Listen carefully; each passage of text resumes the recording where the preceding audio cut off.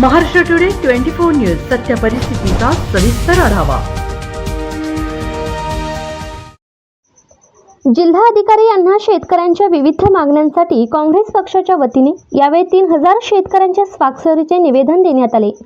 शेतकऱ्यांची सरसकट कर्जमाफी करण्यात यावी, नियमित कर्ज फेडणाऱ्या शेतकऱ्यांना मंजूर केलेले प्रोत्साहनपर अनुदान देणे, हिंगोली जिल्ह्याचा नदीजोड प्रकल्पात समावेश करणे, अतिवृष्टी व पीक विम्याच्या रकमा ई-केवायसी न करता शेतकऱ्यांच्या खात्यात जमा करण्यात याव्या।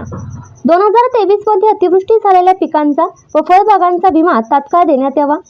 पीएम किसान योजनेचे थकीत हप्ते तात्काळ देण्यात यावेत। वरील मागण्यांचे निवेदन दिले।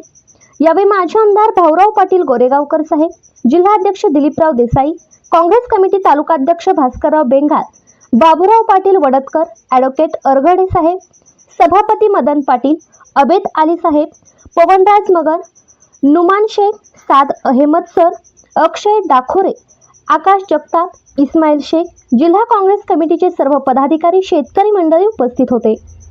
महाराष्ट्र टुडे मराठीसाठी हिंगोली जिल्हा प्रतिनिधी आरोही जाधव।